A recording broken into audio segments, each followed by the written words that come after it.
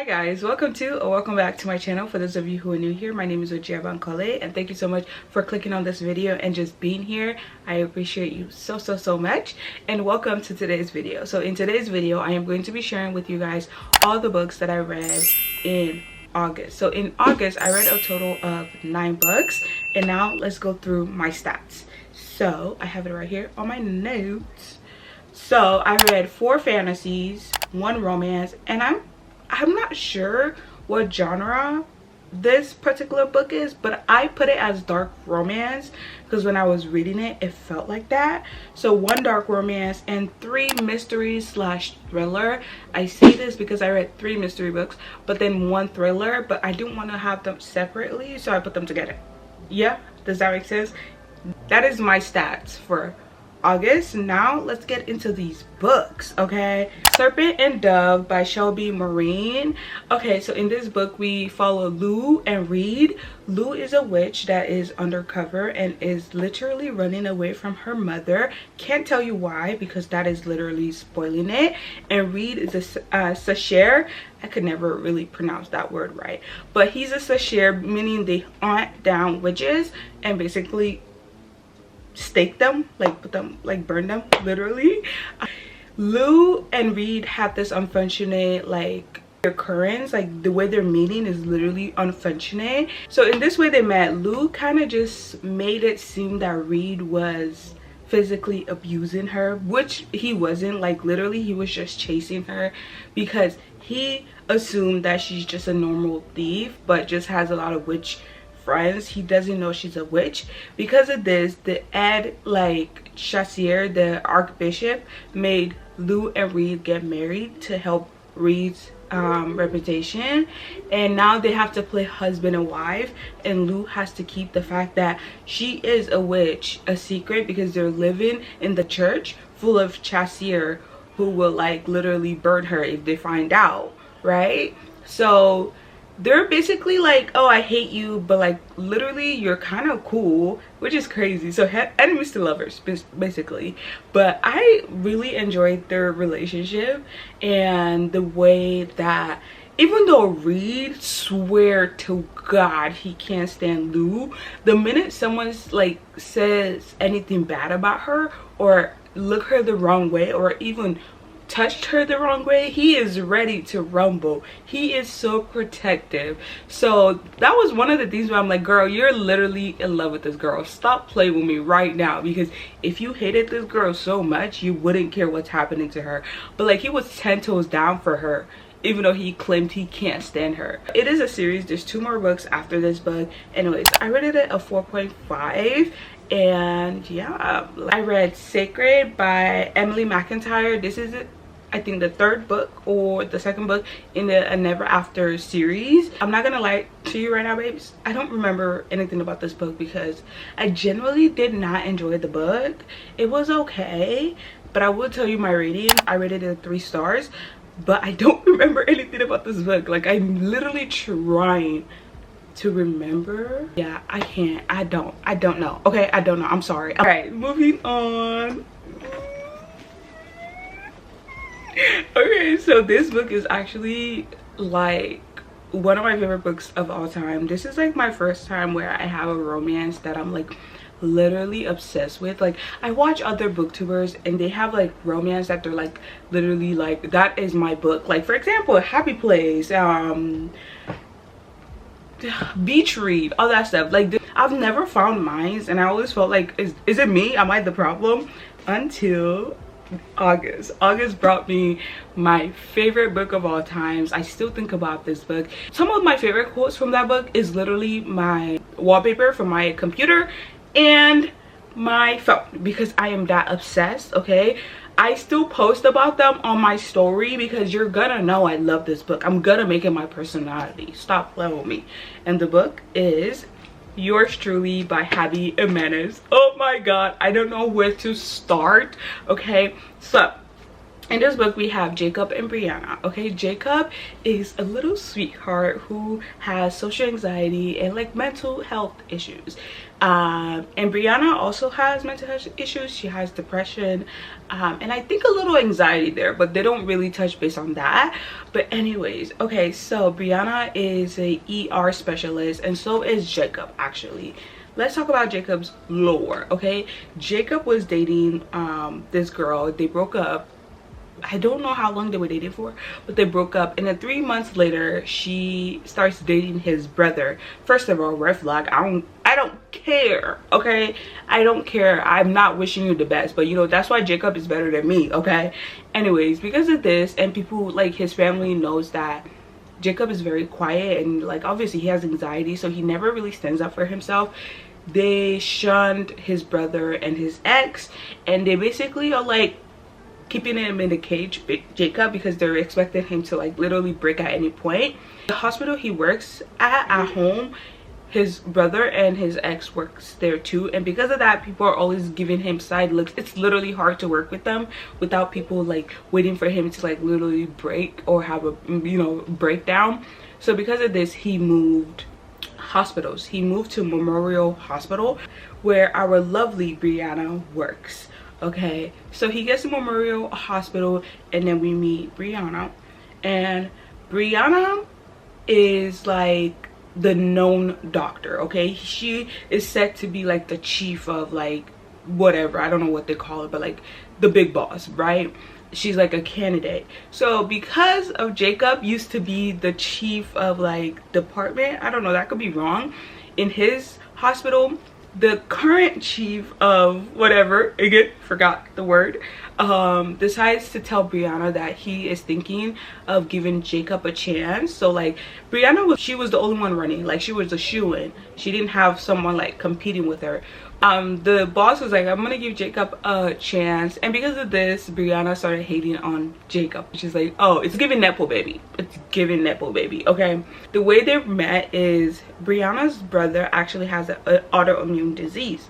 His kidneys are failing and he's basically dying, and he has not found a donor yet, and he happened to be admitted to the hospital that day, and she heard that, so she was like rushing to her brother. She didn't see Jacob standing there. She accidentally runs into him, breaks his phone. She had no idea. She's just like rushing, and Jacob, trying to be brave, my little Bookie was literally trying to be brave, he decides to pick up the phone and follows her so he could tell her, hey, you broke my phone, what's gonna happen, you know? And then he gets to the hospital room, and it's kind of awkward, and like it seems like Jacob is trying to like one up Brianna or something like that, and Brianna didn't like it. She kind of blew up on him.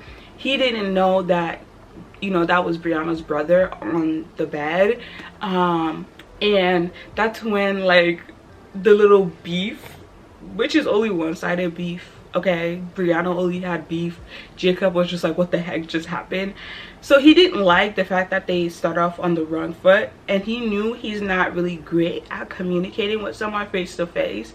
So he wrote her a letter. Like, first of all, green flag. He literally, like I'm telling you, a whole page of everything and how he's sorry, this and that. And that's the start of them like sending letters to each other, like leaving letters at work to one another to communicate. And you know, he lets her know that he has social anxiety, this and that. And one thing I liked about Brianna is that like she was so considerate with Jacob that everything, like after like all that, everything that would happen, she would always make sure it doesn't affect him and his social anxiety. Okay, so let's talk about Brianna's lore. Brianna's lore is she was married to this guy for I believe like 5 years, and then finds out that he had been cheating on her with one of her good friends for 2 years or something like that. She's going through a brutal divorce because of this. He ends up taking the house because his name was on the house, which literally like lots triggering. And because of this, she basically gave up on love, because when she was a kid, her dad left her and her mom while her mom was pregnant with her little brother, and you know, he ran off, he left them alone. And they struggled a lot, and she had to literally grow up to like help her mom with her brother. So she basically lost trust in men. So finding a guy like Jacob was like so alarming to her, because he was so understanding and so calm. All he wanted to do was listen to her, right? And they had this saying where it's like when they're quiet with one another, it's like they're promising each other to be harmless to each other. Let me tell you right now, these two are literally my babies. Like, even if they're like older than me in the book, but like still, they're my babies. I love them. I think one of the main reasons why I love this book so much is because I could relate so much to Jacob. Guys, I literally annotated this because a lot of the things Jacob was saying referenced into his anxiety. I was like, baby, I'm right there with you. Like, I felt like there was so much thought and research done for this book that it made me feel seen. I cried so much reading this book because I was like, oh my god, like I feel seen right now. Like, I feel like Jacob is me and I'm Jacob. Anyways, this will forever be my favorite book of all time. I gave it a 5-star, and like I said, I still think about this book today. Read The Author and Legacy by Jennifer Lynn Barnes. This one was kind of nostalgic because this was like one of the first series I ever bought going back into reading. And if you don't know, the basically Author and Legacy like trilogy is following our main character Avery. She is a normal 17-year-old, and overnight she finds out that this rich billionaire left his whole entire estate to her. She doesn't know this man, she doesn't know anything about him. She's met him once when she was like a kid, and he's leaving his whole entire literally inheritance to her. Avery basically is met with 4 of Tobias's grandsons, and she is stuck in this huge mansion. She can't leave, so she's like stuck, and she's basically put as a target because not everyone who has a problem with Tobias, who had a problem with Tobias before the man died, is not going to be coming at her. So she is a 17-year-old whose life changed overnight, and she became the richest teenager in the world. So I really like this one. I don't know, like I think I fairly enjoyed it. Like I said, it felt nostalgic, but it's not like a book where I'm like, oh my god, I do. No. I just felt like it was like, oh, okay, a fun little read. Okay, I rated it a 4-star. The Final Gambit by Jennifer Lynn Barnes. This is the last book of the Inheritance trilogy, and this is us finishing up Avery's story and why Tobias chose her. What was the reason why she was chosen to be his successor, right? Again, she doesn't know this man. She met him once when she was a kid. They didn't even have a full conversation. Like, it was just like, what the heck, why me, right?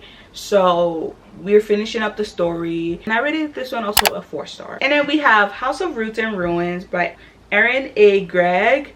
This one actually took me by surprise. Okay, so in this one we follow Verity. Verity has, I think she had like 12 sisters, but 4 of them died. This is a series, so in the first book we learn how those sisters died. But anyways, when Verity was a kid, she was able to see ghosts. Okay, we learn all that in the first book, by the way. She was able to see ghosts, very vivid ghosts, and because of this, her older sister Camille basically leaves her locked in their manor.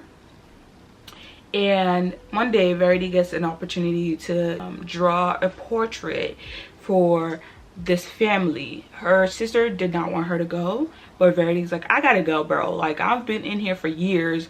I am grown now. I need to figure out life. Mind you, she doesn't know. They never tell her that she can see ghosts. They keep that hidden from her. And basically she runs away from home, and she goes for this job. And when she's at this job, she was supposed to draw a portrait for their son Alexandra. He's wheelchair bound. You know, while they're doing their sessions of like her painting, painting, they start like falling for each other. But then while she is living in these people's house, she starts to figure out like there's more to these people than she knew. Okay, and her senses started to wake like awaken again, her like ghost seeing senses, and she starts seeing ghosts and everything. It's just a lot of like, it's like a Pandora box where things just starts coming out and out and out. And then the ending, oh my god, when I tell you, baby, I was baffled. I was literally baffled. I cannot wait for the like next book, because the way we were left on a cliffhanger is crazy. And honestly, when I started this book, I did not think I was gonna rate it the rating that I rated it. I think I thought I was gonna rate it lower. The way we ended this book had me like, my mouth like, what? Literally baffling. I was like, that is diabolical. Where is the like third book now? Give it to me, please. Can I generally actually enjoyed it, and I rated it a 4-star. Okay, then I read Blood Marked by Tracy Dion. I actually finished this in August because I started it I think in February, but never got to finish it because that was when I had my ACL surgery. So your girl was going through it. I ended up self DNFing it, so I ended up finishing it. And honestly, I'm just gonna tell you my rating, 4-star, because it's hard for me to talk about this without having to like spoil the first book. But read the first book, literally read the first book. But one thing I didn't like about the second book was we still had the information dumping, which was like, okay, we had that in the first book. It was understandable. There's a lot we have to know and understand. Why are we having it in the second book? But you know what, I don't know, like I guess, you know, there's a reason behind it. Then I read What the River Knows by Isabel Jimenez, and in this one we follow Inez. Inez lives in the upper like 19th century Buenos Aires. I'm sorry if I'm saying that wrong, by the way. But anyways, on this random day, she receives a letter from her uncle stating that both of her parents have passed away. Her dad is an archaeologist, and he's in a partnership with his brother-in-law, her uncle, to find like tombs around Egypt. So they're currently in Egypt when they were like looking for these tombs and all that stuff. And Inez wanted to know how her parent died and why, so she decides to run away from Buenos Aires and goes to Egypt to find the truth. Her uncle didn't know she was coming, and you know, she takes him by surprise. He tries to steer her away for some reason, and she's like, he's hiding something, there's something going on, because why are you trying to steer me away? But anyways, while she's in Egypt, she uncovers a lot of lore behind her parents. She realizes she didn't know her parents the way she thought she knew her parents. Anyways, I want to say I enjoyed it, but there was a lot of things that I didn't like. For example, the chapters were written in Spanish, which I get, but like it's kind of hard for non-Spanish speakers to know what chapter they're on. I had to like pick up my phone so many times reading this book to Google like which chapter is this, you know. So I rated it 3.95. And then I read A Talent for Murder by Peter Wanson. Our main character Martha is married to Alan, whose job, he's a salesman, so he's always traveling, and she believes he's a serial killer. So in order to find out if he is actually a serial killer, she gets in contact with a old college friend of hers, Lily, to try and figure out if her husband is actually a serial killer or not. And while doing this, they uncovered some really messed up truth, and let's just say one of them gets burned really bad, like really bad. Anyways, I wanted to like this book, but there was a lot of POVs. There was no heading letting us know whose POV we were reading, so you had to go through the extra mile to figure out whose POV you're reading. And it sucked more if like this is a new person being introduced and you didn't even know this person existed in like this story. So now you're like, what the heck? So majority of the time I was lost because I'm like, whose POV is this? So I rated it a 3-star. And that is all the 9 books I read in August. I hope you guys liked this video. I had so much fun. We had some great reads. Let me know in the comments if you've read any of these books and your thoughts and your opinions. And yeah, like, thank you guys so much for being here. If you're new here and this is my first video watching and you like the vibes, go ahead, hit that subscribe button, join the family. We have fun over here, and I'll see you guys in the next one. Bye.